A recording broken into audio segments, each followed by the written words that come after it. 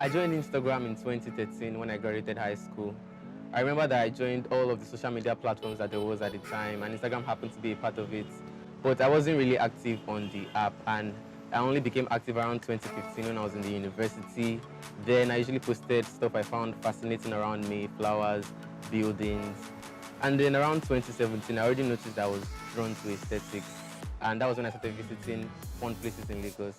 I did this for about a year to study what my audience loved to see, and that was when I developed my niche, which is food and fashion.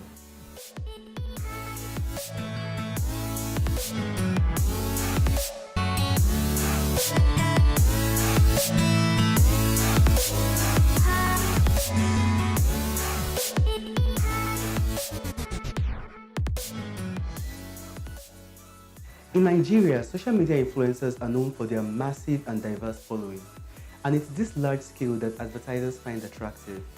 But there's a new breed of influencers called the micro-influencers. They typically have between 1,000 to 10,000 followers, but have somehow become relevant to advertisers.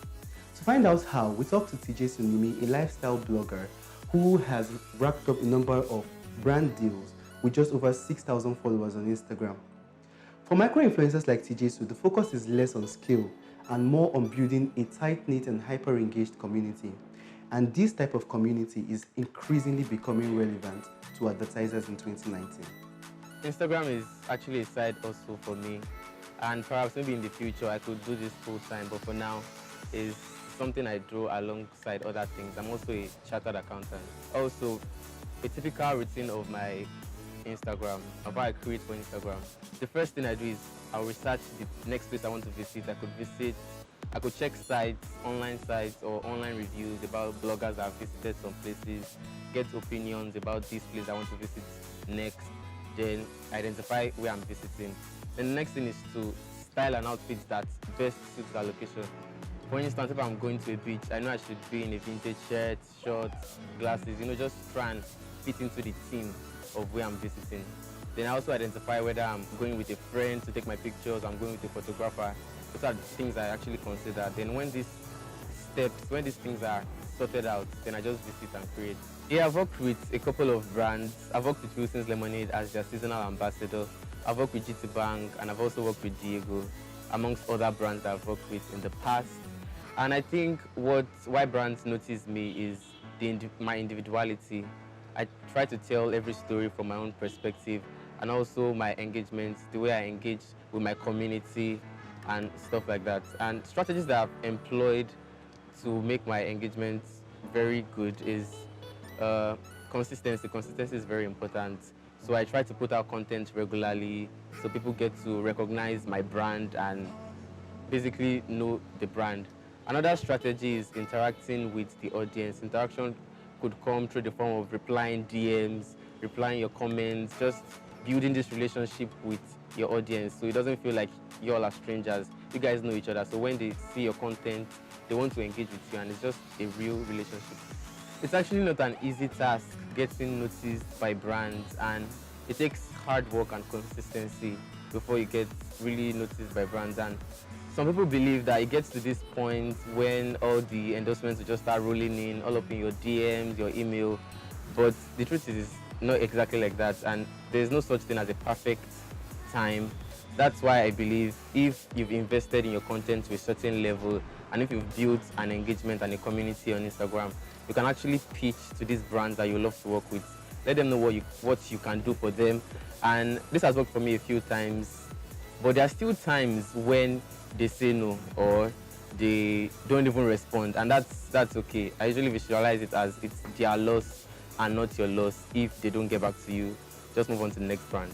Some of the challenges working with brands includes when there's no clear communication channel established between both of you, when you don't know what to expect from each other. That's why at the beginning of every collaboration, agreement, endorsement, as the case may be, there should be a contract legally binding both of you together, so that not when you guys start working, misunderstandings will now arise and all that. You want to be protected, so you have to know what is expected of you, and that would make challenges, that would make it a good flow.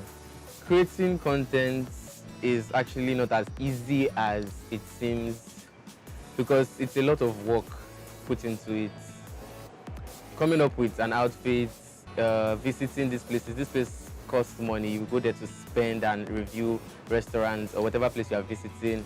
Transport, there are like so many things that could discourage you when creating content. But I think something that has helped me is because of the passion that I have for content creation, and that's what keeps me going on bad days. I know I love creating content. And I think that's like the key to happiness, when you have something to look forward each day. There are like so many misconceptions surrounding the influencing sphere. One of which is some people assume Instagram influencers are fake people living a fake lifestyle and all of that. But it's just amazing how people are entitled to your vulnerability, like you owe them a story behind the glitz and glamour. Like everything can just be as easy as we make it seem. But the truth is, even if Instagram is a very, very curated app, people are posting the highlights of their life, nobody's posting their failures and all that. I also believe some people are living their truths, and there's really nothing to hide behind that. And if I thought there was something to hide, I believe no one owes you vulnerability.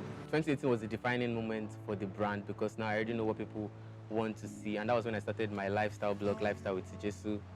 The mission of my brand, I want people to see Lagos City in a good light. I want to show my beautiful Lagos City in a good light. I want people to see the city as a tourist destination. That's through my reviews, through the aesthetics of my page, and through the story that I tell. So how are brands taking advantage of this sort of shift to micro-influencers as opposed to the bigger influencers who have a lot more following? So I think micro-influencers has been around for a while, but the brand attention is still taken by the high influencer marketing generally. So you see them going through panel or coming around rather than using someone like Diva Official, which is not a bad idea actually, but then you realize that there are smaller people with niche following. So it might be someone with hair extensions, that's what she sells on Instagram. But when she gives advice to you about your hair, people listen and they get advice, and then they come back and say on the page, oh, this worked for me and things like that. So for the big brands, I think for now, there's still, when you realize that over time, right, your influencer marketing efforts are best served when you're doing and it helps with your content marketing over time as well. So when you realize all of that, they come back to micro-influencers. That was Oluwapelumi Oyetimen, the Director of Programs at Techpoint Africa, giving more insight into how brands are reacting to the rise of micro-influencers in Nigeria. The thing is, everyone can have the same recipe, but the sauce won't just stays the same. And what do I mean by that? Although we can have similar experiences, everybody will tell their own story according to their perspective. And I think it's my individuality and my engagement rate that attracts brands to me. Although some brands believe that if you don't have 10,000 followers on Instagram, you don't necessarily have an influence, you cannot influence their product or whatever. Take for example myself, I don't think that is applicable, because I still have this engagement with my followers. So that's what I think about that.